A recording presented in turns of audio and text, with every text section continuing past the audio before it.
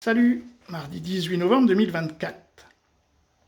Bon là, ils vont nous expliquer, elle a contacté Xavier Titelman qui nous a expliqué pourquoi Poutine ne peut plus voyager, les problèmes de ravitaillement et tout ça. Bon, donc, avant d'écouter leur délire, c'est du délire, hein, on va surtout pouvoir aussi régler un autre problème que sont les planisphères. Surtout ce planisphère-là, par exemple. Parce que depuis, ça a été un petit peu, quand on s'intéresse à la géographie, ça a été un petit peu remodelé. Alors, là, ils veulent nous expliquer que Poutine ne peut pas faire un vol Moscou-Rio parce que, après vous écouterez les explications. Bon, moi, mon souci, je regarde la carte, vous savez que j'aime bien la géographie et l'histoire, et je me dis, bah voilà, dès le départ, vous voyez, moi si je suis prof d'histoire-géographie, quelqu'un me présente la carte comme ça, zéro. Zéro, pourquoi? Donc j'ai fait quelques petites recherches pour affiner mon propos. Hein. C'est que l'Afrique fait 30 millions de kilomètres carrés, et que le Groenland fait 2 millions de kilomètres carrés. Et il n'est pas complet là, il y a un peu plus encore, mais mettons 2 millions de kilomètres carrés. Or, quand on s'éloigne, on regarde la carte, et on voit que pratiquement 2 Groenland et demi rentrent en Afrique, ce qui fait que l'Afrique est représentée à l'échelle de cette carte comme si elle faisait 6 millions de kilomètres carrés. L'Afrique fait 30 millions de kilomètres carrés. Alors du coup, pour bien comprendre que tout ce qu'ils racontent derrière, mais c'est du cinéma, hein, c'est Hollywood, hein. Alors c'est parti. L'Afrique, 30 millions de kilomètres carrés. La Russie fait 17 millions de kilomètres carrés. Et le Brésil, lui, fait 9 millions de kilomètres carrés. À un moment donné, on se dit, bon, il va peut-être y avoir quand même... Peut-être que la carte a une échelle. Une échelle. Elle a une échelle de rien du tout. Cette carte, elle est inventée par des inventeurs. Voilà. Il y a des gens qui inventent des cartes, et puis qui se disent, bah voilà, on va expliquer la géographie comme ça. Alors on continue. L'Amérique du Nord, sans prendre le Groenland, on va juste prendre l'Amérique du Nord, Amérique centrale, Amérique du Nord, elle ferait 24 millions de kilomètres carrés. Or, quand on s'éloigne comme ça, l'Amérique du Nord est plus grosse que l'Afrique, qui, elle, fait 30 millions de kilomètres carrés. Vous voyez, quand vous voulez parler de distance avec des cartes comme ça, ben, ça ne peut pas fonctionner, mais bon, c'est pas ça l'histoire, pour le moment. Alors, Amérique du Sud, 18 millions de kilomètres carrés, ça veut dire que l'Amérique du Sud a la même superficie que la Russie. Or, sur cette carte, on voit bien que non. Voilà. Et Amérique du Sud, l'Amérique entière. Toute l'Amérique, elle fait 42 millions de kilomètres carrés. Or, on peut pratiquement mettre 2 fois et demi l'Afrique dans leur carte. Voilà. Pour ce qui est donc Amérique 30 millions, dit Russie, et Nord, l'Europe 10 millions de carrés, 10 millions de kilomètres carrés. Ça veut dire que l'Europe est un tout petit peu plus grande que le Brésil.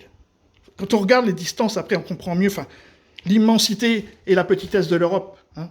Géographiquement, l'Europe c'est vraiment un nain qui a une grande gueule en fait. C'est surtout ça. Donc maintenant on va écouter le délire, et voilà, je voulais simplement avant repositionner. Donc vous voyez, les planisphères comme ça vaut zéro. On ne peut pas expliquer les distances, on ne peut rien expliquer du tout. Il faut que l'Afrique soit immense et que l'Europe soit beaucoup plus petite. Parce que l'Europe, si ça fait 30 millions, l'Europe là, on voit bien que ça ne fait pas 3 fois la taille. Donc l'Europe est surdimensionnée. Généralement, les pays occidentaux sont toujours surdimensionnés sur les cartes pour minimiser l'importance des pays asiatiques, par exemple, arabes ou africains. Alors sur ce, je reprends ma télécommande. Là maintenant, on va s'écouter le reportage en entier. Xavier Titelman, que vous connaissiez bien, expert aéronautique souvent présent sur nos plateaux, nous avons pris un exemple ensemble, celui d'un vol Moscou-Rio. Pourquoi Rio? C'est le G20, c'est le G20, et que Vladimir Poutine s'y serait rendu avant la guerre en Ukraine. Le trajet le plus direct, vous voyez, imposerait de passer par l'Europe, ce qui n'est pas possible, notre espace aérien étant interdit aux avions russes. Ouais, alors ça c'est sa supposition, parce que quand on sait que le planisphère qu'on voit, il n'est pas réel, ici, hein, ça s'appelle la Syrie, et à la Syrie, il y a 2 bases russes, il y a le contrôle de la Méditerranée, qui est le port de Tartous, et vous avez l'Attaqué, il y en a une 3e, mais ça c'est encore autre chose, vous avez l'Attaqué qui est la base militaire d'aviation.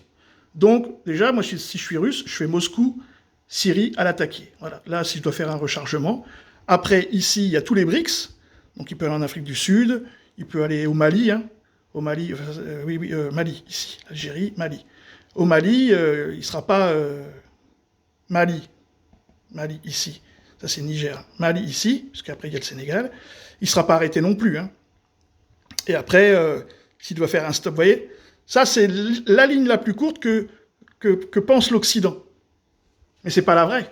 Ce n'est pas la réalité. On continue. La déviation envisageable, vous allez la voir, serait donc de passer au large de l'Islande. Mais premier problème de ravitaillement, vu le détour, il est difficile de faire tout d'une traite. Et il faut un pays ami pour se poser et faire le plein. Si vous voyez ma carte, il n'y a pas beaucoup de pays amis autour. Supposons quand même que l'avion présidentiel parvienne jusqu'à Rio. Une fois sur place, pas sûr que les compagnies pétrolières acceptent de le fournir en carburant, car ce faisant, elles risquent des... Bon, la fourniture en carburant. On parle du pays qui a la plus grosse armée à l'heure actuelle, hein, en technologie mondiale. Donc, si vraiment c'est un problème, Poutine y part avec 2 avions cargo, remplis de carburant, et puis un pour aller, et puis un pour retour. Hein. Sans compter qu'ils ont des avions Strato, enfin bon, voilà, le Tupolev 160, qui fait un direct Moscou-Rio sans se poser nulle part. Hein. Voilà, quoi. Les sanctions, c'est le deuxième problème de ravitaillement. Supposons enfin que l'avion parvienne à repartir cette fois. Il est arrivé jusqu'à Rio, il parvient à repartir. On fait beaucoup de suppositions, mais il y parvient. S'il a le moindre problème en vol, vous voyez, sur ma carte... La taille entre ça et ça, c'est le délire. C'est la procédure. Imaginons que ce problème survienne au-dessus de l'Atlantique et qu'ils doivent se poser en urgence aux Açores ou aux Canaries. Ils se trouveraient alors en territoire portugais ou espagnol, et Vladimir Poutine à la merci du mandat d'arrêt de la Cour pénale internationale, sans nul doute possible. Je dis sans nul doute possible, car le président russe s'est rendu en septembre dernier en Mongolie, un pays qui a signé le statut de Rome de la CPI, mais il ne lui est rien arrivé en raison des liens entre les deux États, et les deux pays partageant une frontière. Il n'a pas non plus eu de problème ni d'espace aérien cette fois, ni de ravitaillement, ce qui limite quand même les destinations. Oui, bref. Bref, comme elle dit, moi je dis chiche, allez-y, arrêtez Poutine, et puis on regarde ce qui se passe. Voilà. Moi je mettrais bien un petit billet sur que personne n'y pourrait se poser aux États-Unis, que personne n'arrêterait Poutine. Ni en France, ni en Angleterre, ni nulle part, parce que les conséquences seraient telles que de toutes les façons, il serait libéré. Et nous, on serait ridicules. Sur ce, les amis, salut!